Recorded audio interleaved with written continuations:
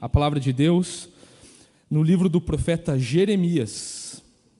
Vamos ler do capítulo 29, dos versículos de 4 a 7.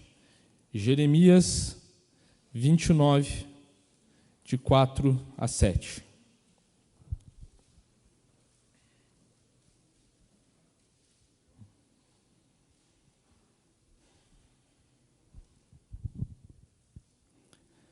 A palavra de Deus em Jeremias, capítulo 29, a partir do versículo 4 até o versículo 7, diz o seguinte: Assim diz o Senhor dos Exércitos, o Deus de Israel, a todos os exilados que eu deportei de Jerusalém para a Babilônia. Construam casas e morem nelas, plantem pomares e comam o seu fruto, casem e tenham filhos e filhas, escolham esposas para os filhos de vocês e deem as suas filhas em casamento para que tenham filhos e filhas. Aumentem em número e não diminuam aí na Babilônia. Procurem a paz da cidade, para onde eu os deportei, e orem por ela ao Senhor, porque na sua paz vocês terão paz.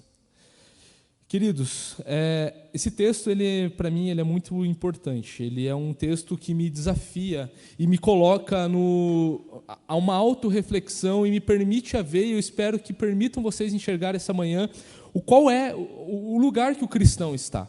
Quando Jeremias ele escreve, inspirado pelo Senhor, ao longo todo o seu livro e também Lamentações, Jeremias ele presencia um momento muito importante na história de Israel, que é a passagem pelo cativeiro babilônico. Jeremias ele é o profeta que vê isso. Ele é o profeta que vê ali, ele é chamado por Deus na época do rei Josias, que é um dos grandes ápices, dos grandes apogeus do império, do reino do sul, Judá, e que presencia, depois da morte do rei Josias, uma decadência eminente do povo em idolatria. E ele profetiza diante dessa idolatria, diante da busca em querer ser, das pessoas não quererem mais querer mais o Senhor como seu Deus, buscar o conselho de outros deuses, de falsos deuses que não existiam, e em favor do seu bem-estar. A gente vê várias vezes que Jeremias ele quase morre, com a justificativa do povo ali,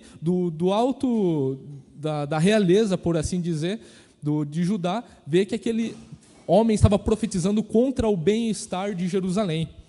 E Jeremias, aqui, nesse momento, ainda não tinha chegado o cativeiro babilônico, mas ele prediz isso. Já era certo que esse cativeiro viria como castigo do povo de Deus por causa da idolatria. E Jeremias, aqui, inspirado pelo Senhor, fala como que esses homens, essas mulheres, essas crianças deveriam viver ao longo de todo o exílio babilônico. A gente não vê aqui um sentido de passividade. A gente não vê Deus falando, fiquem tranquilos aí, sofram as consequências, porque vocês vão sofrer muito e vão ter que ficar sofrendo calados ao longo de 70 anos. Não, Deus ele não faz isso. Deus ele dá trabalho para a gente. E muitas vezes, quando nós enxergamos um texto assim, nós pensamos, não, é só mais um relato da história de Israel. Mas não é bem assim. Quando olhamos para a palavra de Deus, que é viva e eficaz, que é aplicada e fiel para servir, para corrigir o nosso coração ao longo de toda a história, nós podemos enxergar que esses exilados somos nós. Esses exilados somos nós. Por isso que o título dessa devocional é Cidadãos de Deus no Exílio, onde nós percebemos que o povo de Deus que estava indo para a Babilônia naquela época, podemos sim dizer que nós, como povo de Deus, que vivemos num mundo caído, num mundo rodeado de idolatrias, rodeado de perdições, de profanações, de tantos pecados, de uma geração e também de um povo que não adora o Senhor e que muitas vezes parece que vão nos engolir de tão grande que é essa perversidade, nós podemos sim nos enxergar como se fôssemos esse povo lá do passado. Porque é o mesmo Deus que cuida e que preserva o seu povo ao longo de todo o tempo. Quando nós olhamos para a palavra de Deus, nós vemos que existem exortações de como que essas pessoas ali deveriam viver na Babilônia e como nós devemos viver como cidadãos aqui, hoje. Em primeiro lugar, nós entendemos que é isso. Todos os cristãos hoje são os exilados vivendo no cativeiro babilônico com anseio de sua volta para casa. Nós somos libertados do pecado, nós podemos ser oprimidos por outros povos que odeiam o Senhor, e por isso que nós esperamos também a volta do Senhor Jesus, porque é a nossa pátria, queridos, por incrível que pareça, e parece que isso tem ficado cada vez mais embaçado nesses últimos tempos. Por incrível que pareça, a nossa cidadania não é a brasileira em primeiro lugar. Nossa cidadania não é de terráqueos, como muitas pessoas falam.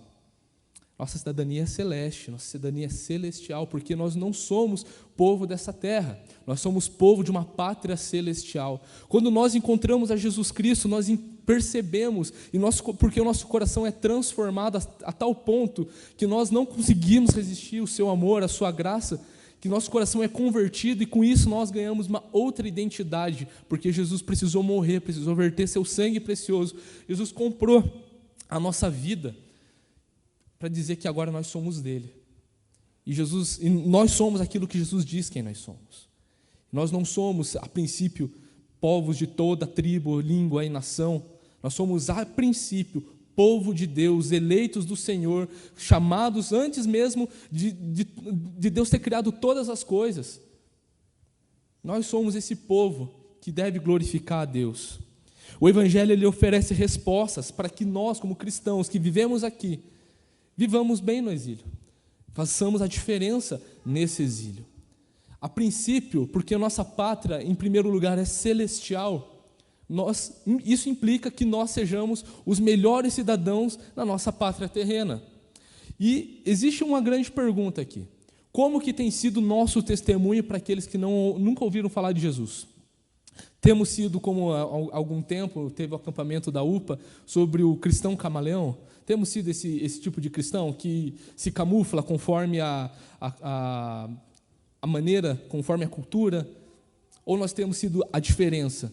Temos falado não para propostas que muitas vezes colocam a nossa fé em xeque. Temos dado um bom testemunho quando estamos no trabalho, sendo os melhores, não o melhor para que o nosso chefe pense que nós somos os melhores funcionários, ou o melhor aluno para que o nosso professor pense que nós sejamos o melhor aluno. Mas nós temos sido tudo isso porque nós amamos a Deus e porque nós entendemos que a nossa pátria, em primeiro lugar, é uma pátria celestial, uma pátria que nós esperamos que venha no seu maior ápice, no seu apogeu, na volta de Cristo. Nós, como cristãos, queridos, devemos sim entender que a nossa paz, como diz o versículo 17, depende da paz da cidade.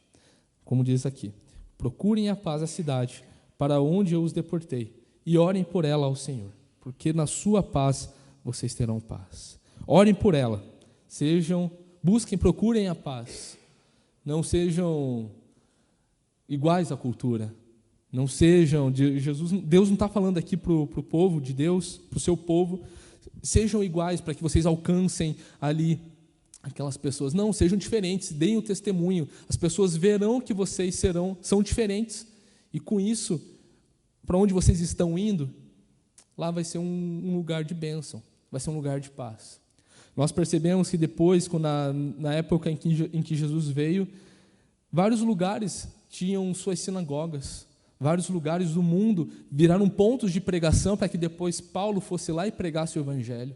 Era Deus preparando o caminho, o terreno aqui para que as pessoas do mundo inteiro conhecessem quem era Jesus, que Ele era o Salvador, que Ele é o Salvador. E a nossa vida, queridos? Nós temos vivido como se Jesus fosse o Salvador, temos buscado pelas nossas próprias forças essa salvação, temos entendido que fomos libertos, porque o cativeiro o exílio é um tipo de escravidão, ou temos vivido como cidadãos dos céus, como aqueles que amam e buscam o Senhor e entendem que aquela transformação que o Senhor gerou no nosso coração, Ele é fiel e é capaz para fazer com que outros que ainda não conhecem a Cristo sejam transformados pela mensagem da cruz. O testemunho do cristão, ele precisa resplandecer o Evangelho, a fim de que alcance também aqueles que ainda não precisam ouvir sobre o amor de Deus. E a gente vê aqui nesse texto que existe muito serviço. Construam casas, morem nelas, plantem pomares, comam o seu fruto, casem, aumentem em número. Isso demanda muito trabalho, muito serviço. Nós, como cristãos, devemos sim estar engajados em todas as áreas da sociedade, em todas. No cenário econômico, no cenário político, no cenário religioso, no cenário administrativo, no cenário empresarial, em todos os cenários, de saúde, que seja. Nós devemos sim estar trabalhando.